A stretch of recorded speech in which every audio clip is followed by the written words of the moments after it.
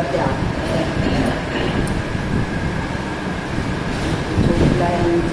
काम भक्ति भाव का अतिरेक होने के कारण भक्तमाल में कुछ ऐसी चमत्कारिक घटनाएं मिलती हैं जिन पर सामान्य जनों को विश्वास करना कठिन होता है। ऐसी चमत्कार की बात होती है, सामान्य जनों को चमत्कार तथा आज के युग में वे अनुकरणीय भी प्रतीत नहीं होती और आज के युग को अनुकरणीय नहीं करना। ये श्री कृपा जी को स्वर्ण मोहरों की प्राप्ति और उनका त्याग। श्री चिदर भक्त से आज्ञा मांगकर उनसे विदा लेकर सीता सहचरी समेत श्री कृपा जी टोंडे ग्राम आए और गांव से बाहर कुटी बनाकर रहने लगे। एक दिन आप स्नान करने के लिए गए थे तो वहाँ एकाएक आपको मोहरों से भरे हुए कई मटके दिखाई पड़े रास्ते में। उस मिले हुए धन को त्याग कर आप आगे चले गए। अब रात में सीता सहचरी जी से आपने बताया कि उस सरोवर पर स्वर्ण मुद्राओं से भरे मटके में छोड़ आया, अपनी पत्नी को बताया। सुनकर उन्होंने कहा अब आप उस तालाब पर स्नान करने मत जाइएगा। संयोगवश चोरी करने की इच्छा से वही कहीं कुटी के पास छिपे हुए चोरों ने ये बात सुन ली। हाँ, वे तुरंत उसी सरोवर के पर गए और जाकर देखा तो उन पात्रों में सांप पड़े हुए, सोने की मुद्रा नहीं थी, सांप पड़े हुए। अब चोरों ने समझा कि वे हमें सांपों से कटवाकर मरवा डालने के लिए ये ऐसी बातचीत आपस में कर रहे हैं। लेकिन संत को तो बहुत ही चोर गए बदला लेने की भावना से उन चोरों ने मोर भरे सभी मटके उखाड़े और श्री कृपा जी की कुटी में पटक कर उन्हें काट दिया। उन्होंने सोचा कि सांप है तो हमें ही यहाँ पटक जाते हैं।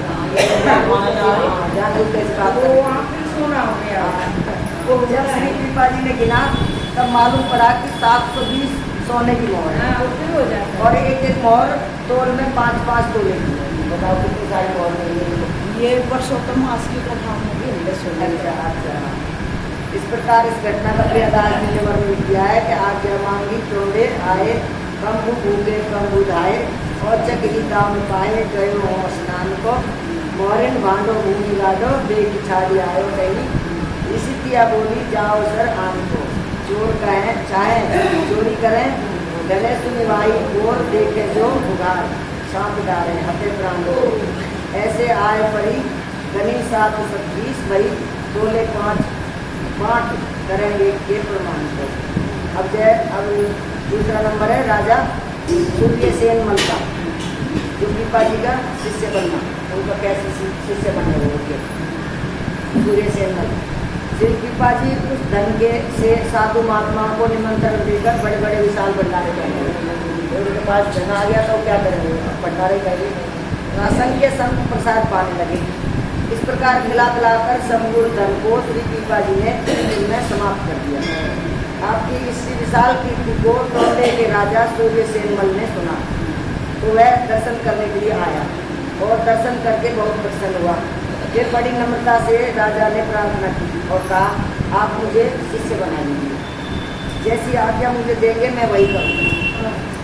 तब आपने आज्ञा दी यदि ऐसा ही है तो आप अपनी संपत्ति, आप अपनी सब संपत्ति और रानियों को यहाँ लाकर मुझको अर्पण कर, संपत्ति और रानियों मुझे अर्पण कर। राजा ने राज्य और रानियाँ उन्हें अर्पण कर दी। इस प्रकार श्री कृपा जी ने राजा की परीक्षा लेकर उनको मंत्र दीक्षा दी। फिर संपत्ति और रानियों को लौटाकर कहा कि संपूर्ण राज्य तथा ये रानियाँ आज से अब हमारी है, इनमें अब ममता नहीं रखना। अब राजकाज तो तुम पहले जैसा ही करो, लेकिन इनमें ममता में फंसना मत, धन में मत ही पत्नी में। तो मेरी आज्ञा से इनका पालन पोषण कर, ये तुम्हारी जिम्मेवारी का पालन, प्रजा का भी और रानियों का भी। रानियों को आज्ञा दी कि संतों की सेवा करना। इसके बाद राजा ने बहुत अनून्य विनय करके गुरुदेव को एक घोड़ा और संत सेवा बहुत सा धन भेज दिया। आपने उसमें से कुछ धन रख लिया, शेष उनको लौटा दिया। अब गुरुदेव के उपदेश के अनुसार राजा ने अहंकार को त्याग दिया और सभी जीव जंतुओं को अपने द्वारा मानने लगा। यह समाचार सुनकर राजा के भाई बंधु जल भुन गए, परंतु महान प्रतापी सीतापति श्री कृपा जी से वे कुछ भी ना कह सके। अब वो महाराज जी से कुछ ना कह सके, अपने भाई से जलने लग गए, कुछ नहीं कह सके। इसी बीच एक व्यापारी बैलों को खरीदने के लिए टोंडे गांव को आया। राजा के भाइयों ने उसे बहकाया कि पीपा भगत बैलों के बहुत बड़े व्यापारी, गुरु जी का नाम ले दिया, उनके पास बहुत अच्छे अच्छे बैल हैं, वहीं चले जाओ। अब पीपा जी के जीवन की ये विलक्षण घटना, लोगों के बहकाने पर आकर वह व्यापारी श्री पीपा जी के पास आया और थैली खोलकर रुपये इनके सामने रख दिए।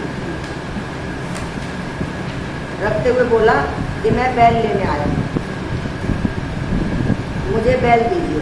श्री पीपा जी ने कहा कि आपको जितने बैल चाहिए उतने मिल जाएंगे, परंतु आज अभी यहाँ नहीं है, गांव में चरने के लिए वो भेज दिए गए हैं, कल दोपहर को आकर आप ले लीजिएगा। इसके बाद वो व्यापारी को रुपये देकर चला गया। आपने संतों को बुलवाकर और भंडारा महोत्सव कर दिया, उसी में सब रुपये खर्च कर दिए। अब वह बंजारा निर्धारित समय पर आ गया और बोला कि मुझे बैल दीजिए। बैल कहाँ है? उस समय पंगत हो रही थी, सैकड़ों संत बैठे प्रसाद पा रहे थे। तो श्री पीपा जी ने पंगत की ओर हाथ से संकेत करके कहा कि यही सब मेरे बैल हैं, ले जा, तू ही आ जाना, उनको उठाई। धर्म स्वरूप संत है, यही सब मेरे बैल धर्म स्वरूप संत है। बैल जैसे धर्म का स्वरूप है, तो ये मेरे धर्म स्वरूप संत हैं, मैं इन्हीं का व्यापार करता हूँ। अब इनमें से जितने आपको चाहिए आप उतने ले जाइए। संतों को हाँ बना दिया। भाई धर्म संत है उनके वो, हाँ धर्म स्वरूप।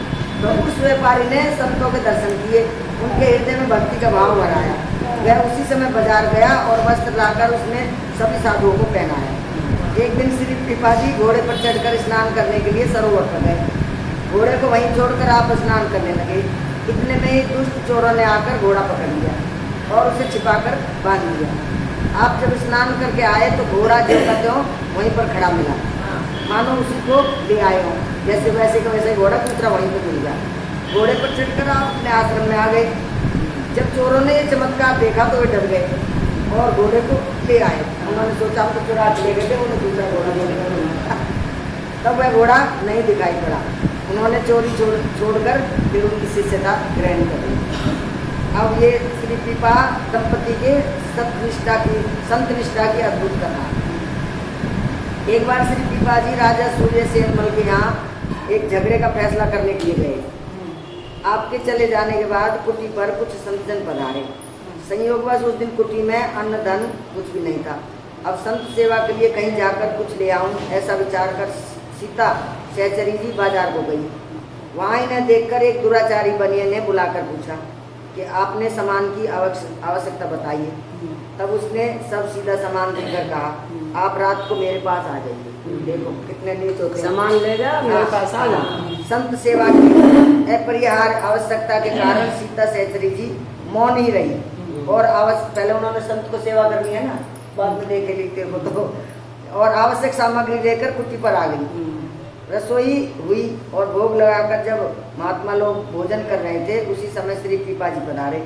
उन्होंने पूछा कि सामान कहाँ से आया, तो श्री सीता सहचरी ने सब बात बतला दी कि ऐसे उस बढ़िया से लाई हूँ और उसने ये कहा है। उसे सुनकर श्री पीपा जी ने उनकी संत सेवा निष्ठा की बड़ी प्रशंसा की। अब सायकाल सीता सहचरी जी को साथ लेकर वे स्वयं उस बढ़िया के पास पहुँचे।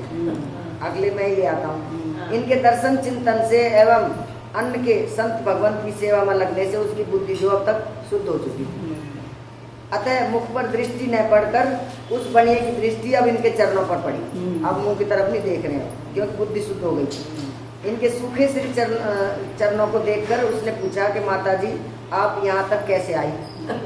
अब माता जी कह दी। इन्होंने उत्तर दिया स्वयं श्री स्वामी जी अपने कंधे पर बिठा कर लाए मुझे।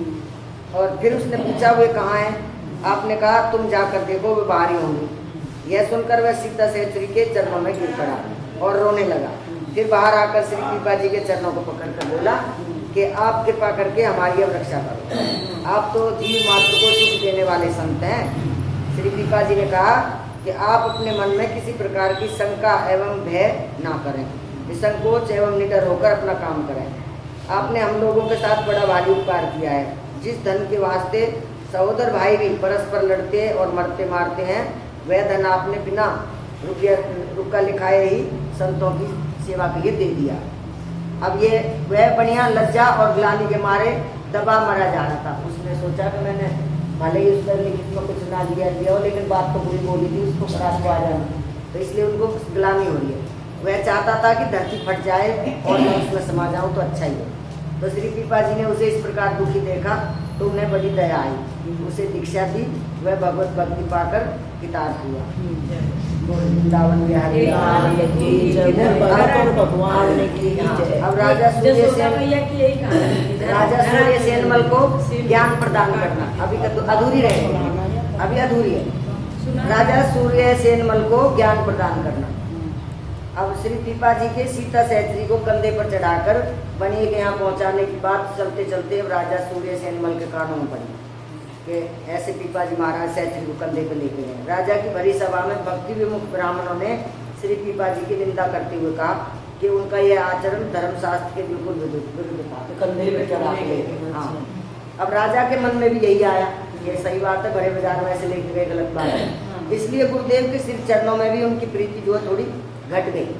यह जानकर समर्थ श्री पीपा जी उसे समझाने एवं उसके हृदय में भक्ति सुस्थिर करने के लिए दोबारा से उनकी स्थिर करने के लिए राजद्वार पर पहुंचकर द्वारपालों के द्वारा अपने आगमन की सूचना भेजी।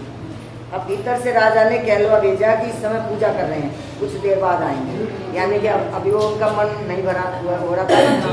हाँ, यह सुनकर श्री पीपा जी ने कहा, राजा बड़ा मूर्ख है, मोची के घर पर बैठ के जूते गांठ रहा है और कहता है कि मैं सेवा पूजा कर रहा हूँ।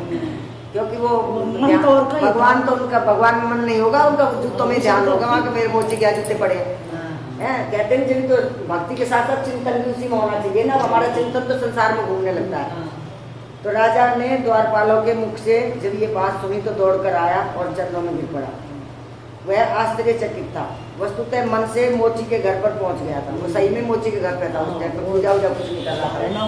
और संत तो पहचान गए उसके अंतर की बात को। उस राजा के महल में एक अत्यंत रूपवती परंतु बंध्या रानी थी, बांझ। उसमें राजा की विशेष आसक्ति जानकर श्री पीपा जी ने कहा कि तुम शीघ्र उस रानी को मेरे पास ले आओ। राजा महल की ओर चला, परंतु उसे बड़ा शौक और संकोच हो रहा था कि मैं रानी को कैसे लाऊं। चलते समय उसके पैर डगमगा रहे थे। रनिवास में घुसते ही उसे भयंकर सिंह दिखाई पड़ा। उसे देखकर राजा डर गया और वहीं खड़ा हो गया। पीछे लौटने पर बुराई और आगे जाने का साहस नहीं हो रहा था। पीछे अगर जाते बिना उस पत्नी के लिए तो फिर संत के साथ सामने बुराई, और आगे जाते तो शेर खड़ा हुआ है। फिर वह सिंह गायब हो गया। अब राजा किसी प्रकार रानी के पास पहुंचा तो उसके पास अभी का जन्मा हुआ एक बालक दिखाई पड़ा। अब राजा की समझ में आया कि गुरुदेव भगवान में कितनी सामर्थ्य है।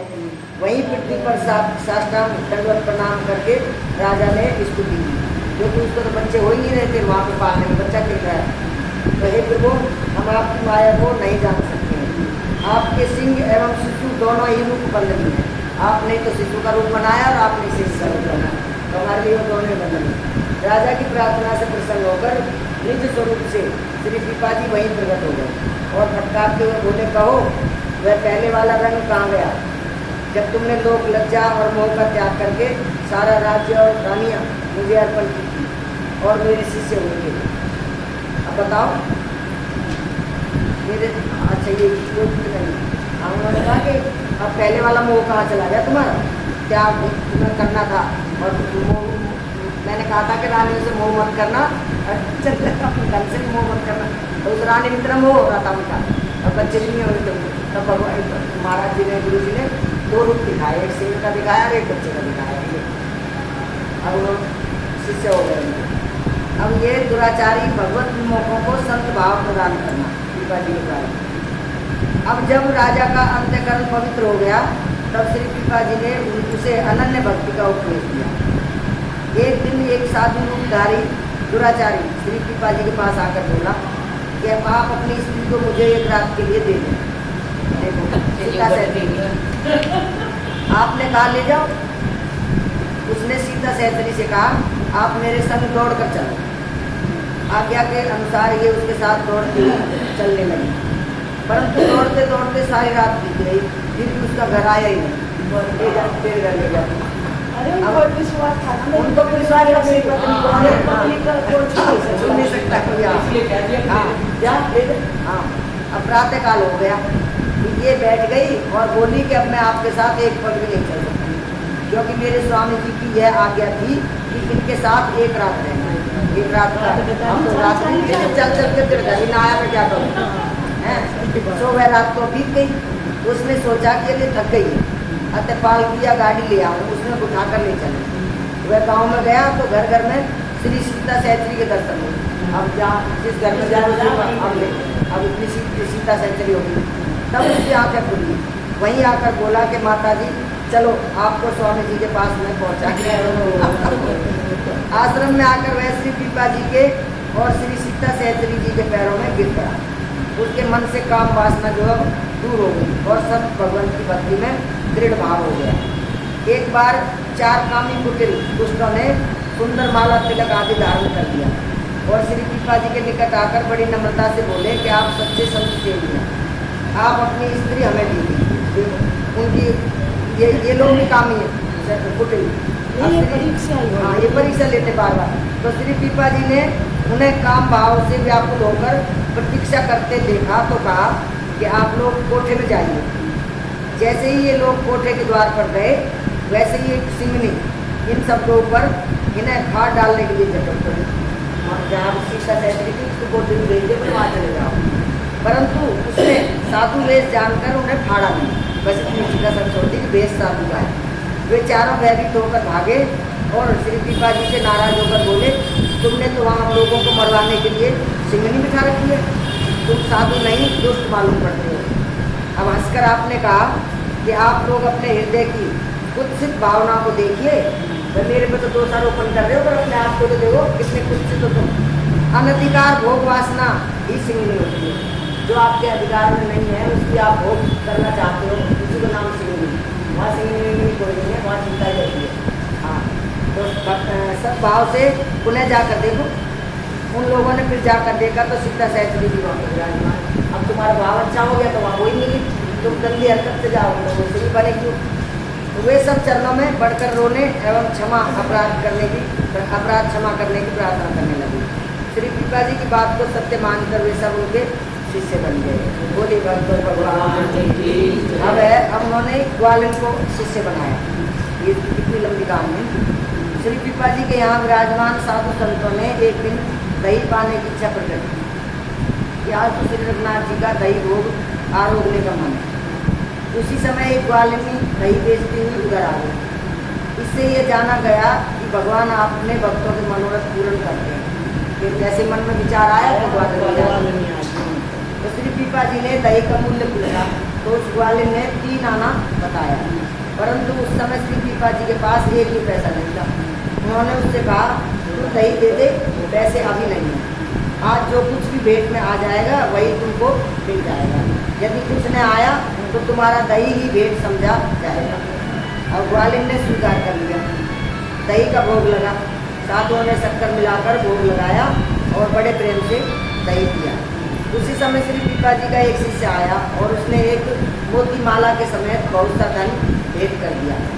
इन्होंने मोती माला और संपूर्ण धन उठाया और ग्वालिन को दे दिया, क्योंकि ऐसे कहा था जो आ जाएगा उस दुनिया में अपनी आने की बात रही नहीं। हाँ आज का जो वह धन उस धन को घर में लाई हुआ, उसमें से कुछ थोड़ा अपने पास रखा, शेष तो भगवत सेवा में खर्च करके श्री पीपा जी की शिष्य बना। उसने भी अब ऐसा नहीं करा कि सारा इकट्ठा बोल दी, उसने सोचा अपने लाभ रख लूँ, बाकी संतों की सेवा में लगा देती। तो ऐसे ही अनेक विविध चरित्र श्री पीपा जी के। अब उनका है श्री रंगदास को भक्ति का मर्म समझाना।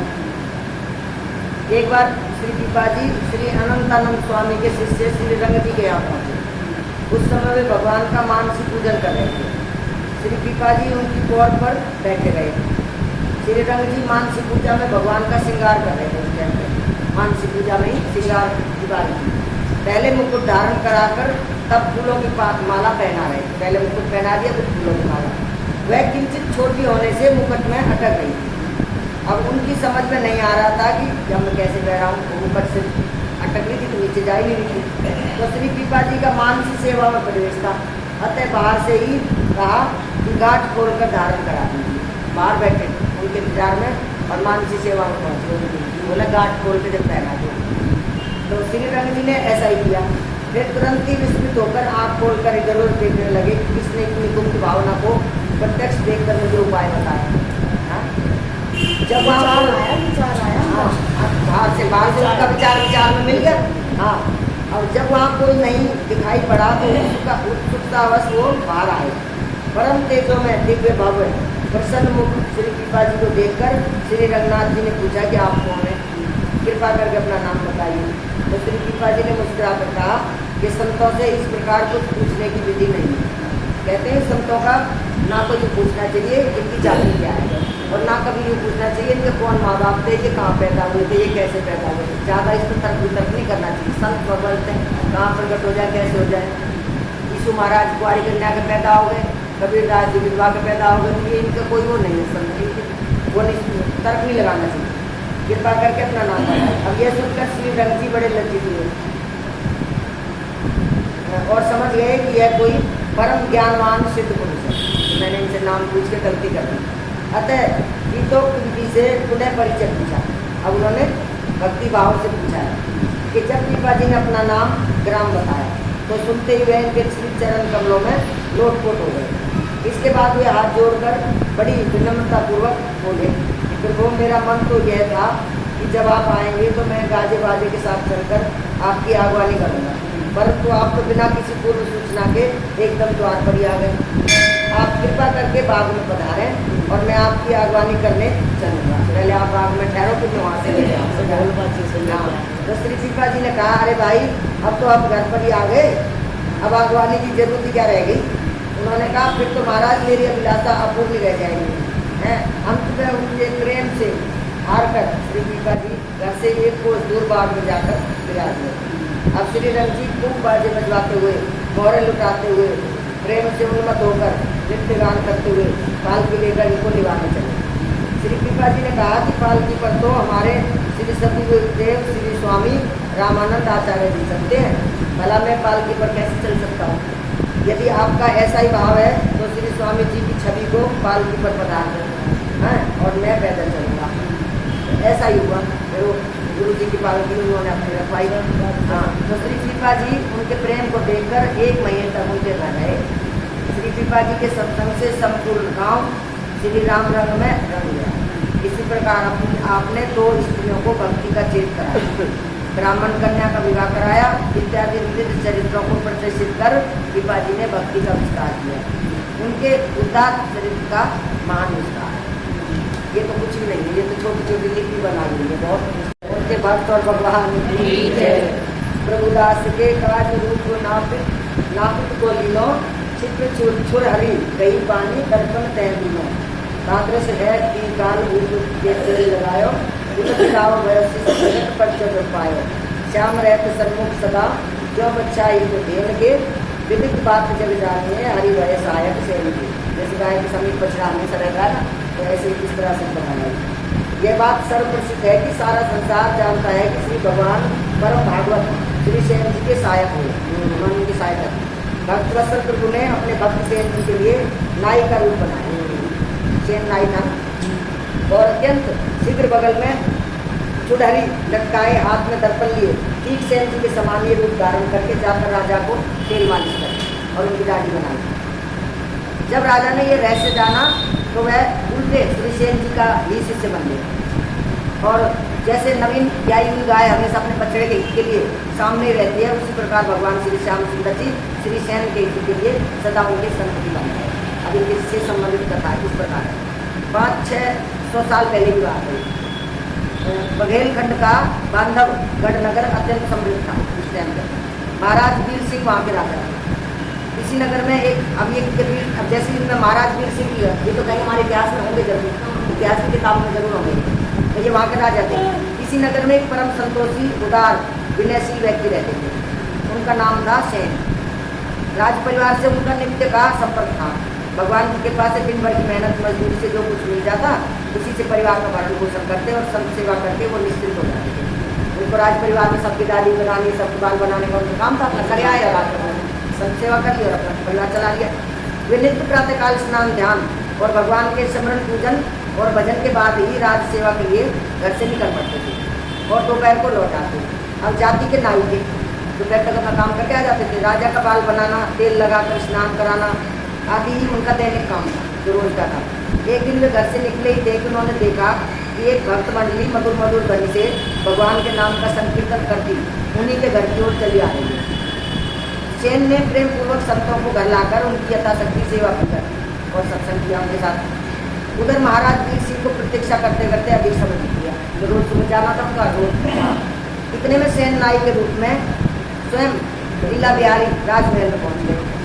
नाई का रूप बना के लेकर अपना औजार वहाँ पहुँच गए। सेन तो अब सदा की भांति उनके कंधे पर छुरे, कैंची तथा अन्य उपयोगी सामान और दर्पण आदि की छोटी सी पेटी लटक रही थी। देखो भगवान क्या क्या बनते भक्तों को। वही भाते में चाय। उन्होंने राजा के सिर में तेल लगाया, शरीर में मालिश की। देखो आज राजा के बाद दर्पण दिखाया। उनके कोमल कर स्पर्श से राजा को आज इतना सुख मिला, उतना और पहले कभी अनुभव में नहीं आया।